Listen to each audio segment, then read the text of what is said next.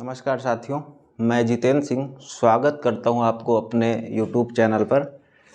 और चलिए स्टार्ट करते हैं। जहां तक कल हुआ था उसी के आगे आज बात करेंगे। मोस्टली हम लोग सर्कुलेटरी सिस्टम जो पढ़ रहे थे उसमें मैंने बताया था आपको कि जब सर्कुलेटरी सिस्टम हम देखते हैं तो उसमें विशेषतः हम दो चीज़ों को देखते हैं। एक तो हमारा हो जाता है हार्ट और दूसरा जो हमारा हो जाता है ब्लड। क्योंकि हार्ट जो है वो ब्लड को पंप करता है, वो मशीन की तरह काम करता है। और दूसरा जो आपका ब्लड होगा वो सर्कुलेट मतलब न्यूरिशमेंट, जितना भी आपका न्यूरिशमेंट, इसके अलावा हार्मोन, इन सारे चीज़ों का रेगुलेशन जो हमारा प्रॉपर ब्लड करता है। ब्लड के मदद से हमें एनर्जी मिलती है। सारी चीज़ों को हमने आपको विधिवत बताया था। हम लोग पहुंच गए थे हाई ब्लड प्रेशर, और उसी हाई ब्लड प्रेशर को लेकर के आज हम आपको बताएंगे। जहां तक हमारा हुआ तो उसे आगे आपको बताएंगे कि हाई ब्लड प्रेशर किन किन कारणों से होता है। एक एक फैक्टर की हम बात करेंगे। तो चलिए हेडिंग करिए आगे। जहां तक हुआ था हाई ब्लड प्रेशर, हमारा जो हेडिंग है हाई ब्लड प्रेशर क्या है? High blood pressure.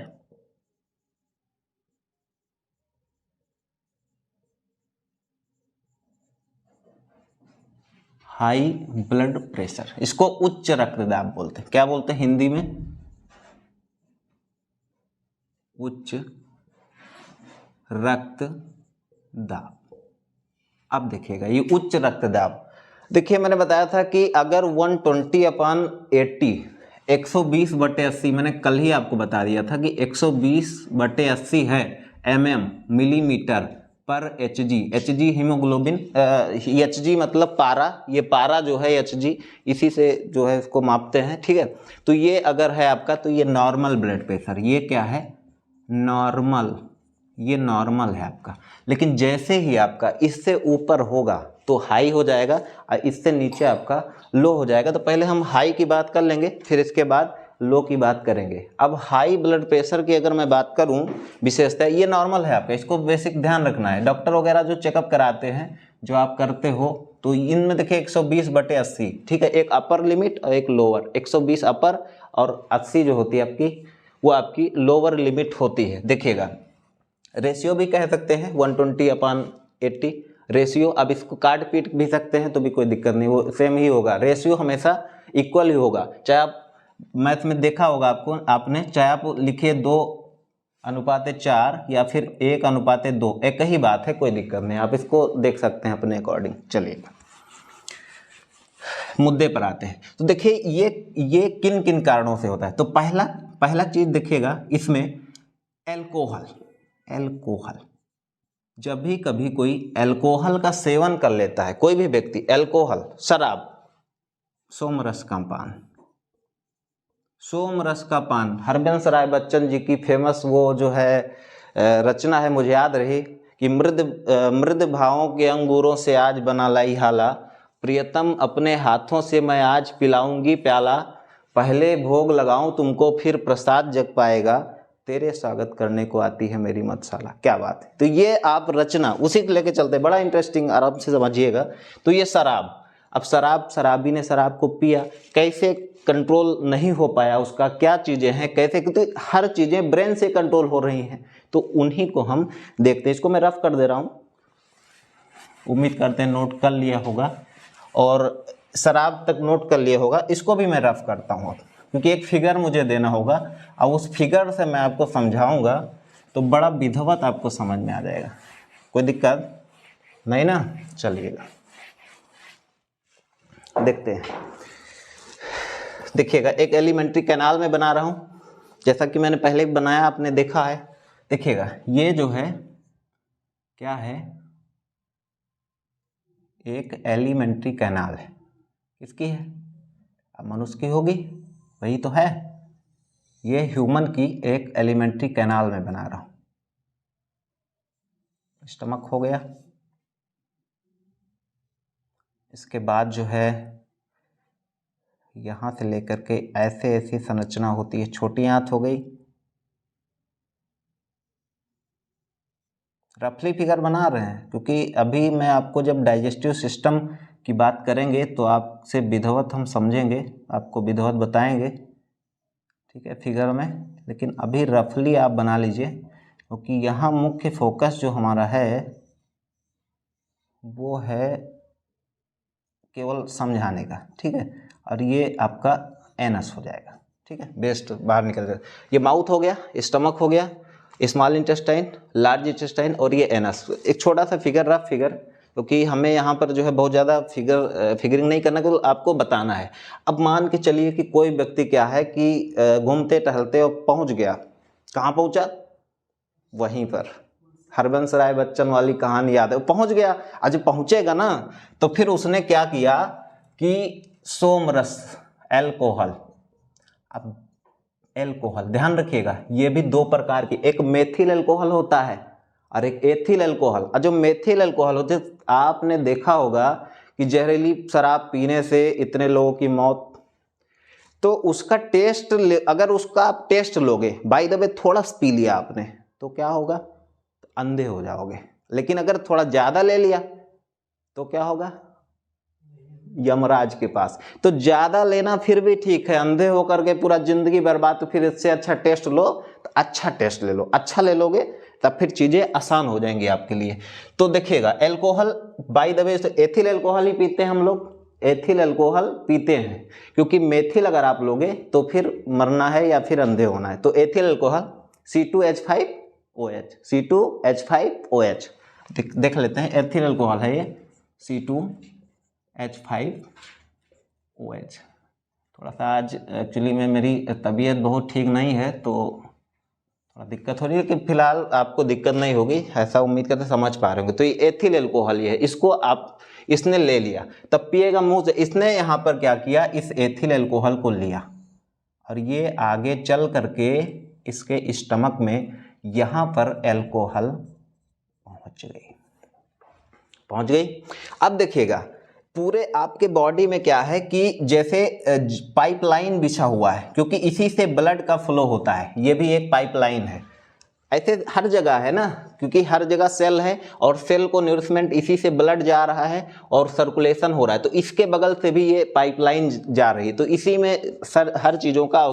अब एल्कोहल जब यहाँ पर आकर के आपका पहुँचेगा, तो जब ये एल्कोहल यहाँ पर पहुँचा इस स्टमक के अंदर, तो कुछ देर तक तो यहाँ पे रुकेगा, क्योंकि इसका अवधि होता है, तुरंत तो अवशोषित नहीं होगा।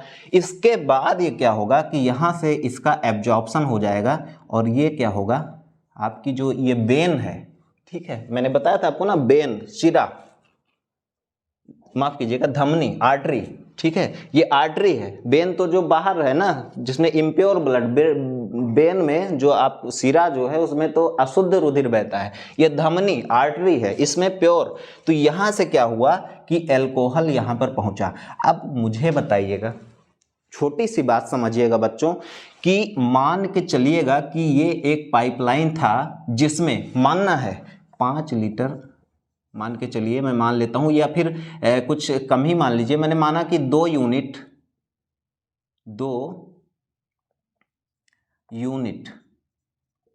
ब्लड इसमें था,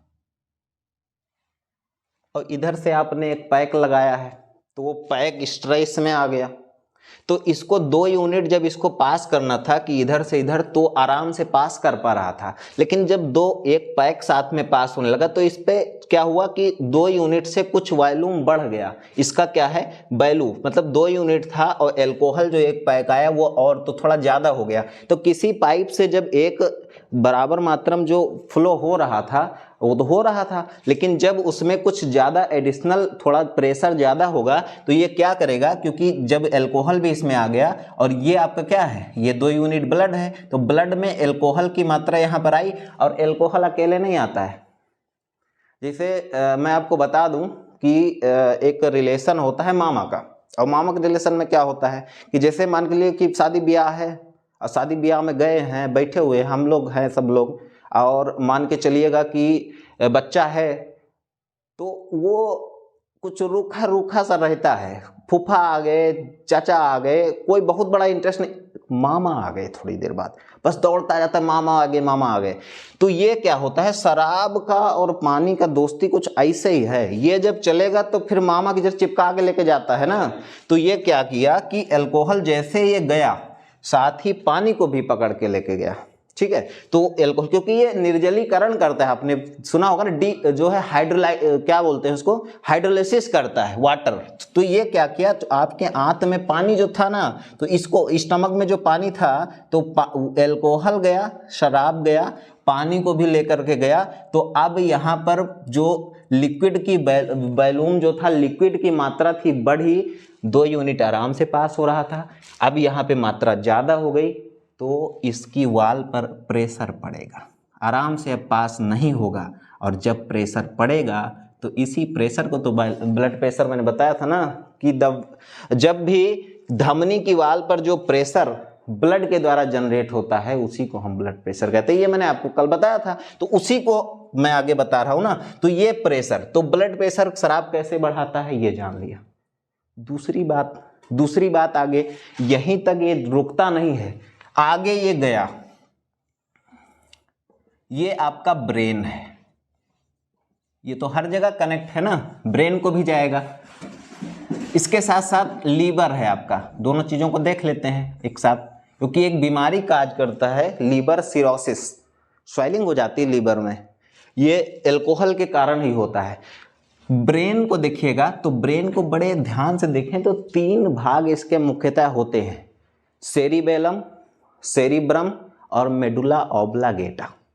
सेरिबेलम, सेरिब्रम और मेडुला ऑब्लागेटा, ठीक है। मेडुला ऑब्लागेटा, ये पीछे जो देखना ना, खोपड़ी पे कहते मारो तो बुद्धि आ जाएगी ना, तो बुद्धि नहीं आती है। ये जो मेडुला ऑब्लागेटा होता है, ये ब्लड प्रेशर को कंट्रोल करता है। तो जब उस पर मारो तो कंट्रोलिंग ठीक, और जितना तेजी से ब्लड फ्लो होगा नींद आपको नहीं आएगी। देखिएगा 2-3 चीजें आपने देखा होगा, कुछ लोग 1 घंटा पढ़े नहीं, बड़ा दर्द हो रहा है तो सुस्ती आ जाती है, तो ब्लड का फ्लो थोड़ा कम हो जाता है ना, इसलिए सुस्ती आने लगती है। तो ये तो मेडुला ऑब्लागेटा हो गया। और जो इस पार्ट में होगा तो एक सेरिबेलम होगा और एक सेरिब्रम। तो जो सेरिबेलम होता है वो बैलेंसिंग ऑर्गन होता है हम लोगों में। बैलेंसिंग ऑर्गन, तो हम लोग अगर खड़े होके चल रहे हैं तो सेरिबेलम के हो जाते हैं। और यही कारण है कि 2.5 साल तक, लगभग 2.5 साल तक बच्चे का जो विकास मस्तिष्क का होना होता है 6 माह से लेकर 2.5 साल के बीच में, और उसी बीच में उसको आयोडीन की पर्याप्त मात्रा चाहिए होती है। लेकिन आज के ज़माने में तो सब बदल गया। सेरेलैक्स खिलाइए, हॉर्लिक्स पिलाइए, आज जो दाल का पानी चाहिए वो नहीं दे रहे हैं। तो वो चीज़ें आप देख पाइए। तो ब्रेन का डेवलपमेंट कैसे होगा कि थायरॉक्सिन ग्लैंड जब तक बेहतर नहीं होगी तब तक उसका ब्रेन का डेवलपमेंट बेहतर नहीं होगा। और जब ब्रेन का डेवलपमेंट नहीं होगा तो फिर सेरिबेलम का भी डेवलपमेंट नहीं होगा। तो बच्चा कैसे, तो आपने कभी देखा कि कोई बच्चा पैदा हुआ बस चलने लगा, दौड़ने लगा, और जब धीरे धीरे सेरिबेलम वर्क करने लगता है तो उसी के साथ बच्चा जो है खड़ा होके चलने लगता है, आराम आराम से, धीरे धीरे पहले लड़खड़ाते हुए चलता है, फिर इसके बाद आराम से वो चलने लगता है। ठीक है, तो ये इसी ब्रेन का एक पार्ट है, मैंने आपको अभी बता दिया, सेरिबेलम। ये क्या है, बैलेंसिंग ऑर्गन इसको बोलते हैं, बैलेंसिंग ऑर्गन। ठीक है, ये बैलेंस करता है, बॉडी को बैलेंस करता है, ये बैलेंसिंग ऑर्गन है। ये लीवर, तो ये जो ब्लड, जो अल्कोहल आपने पिया था, ये आगे की तरफ बढ़ा और बढ़ करके ब्रेन के सेरिबेलम को गया।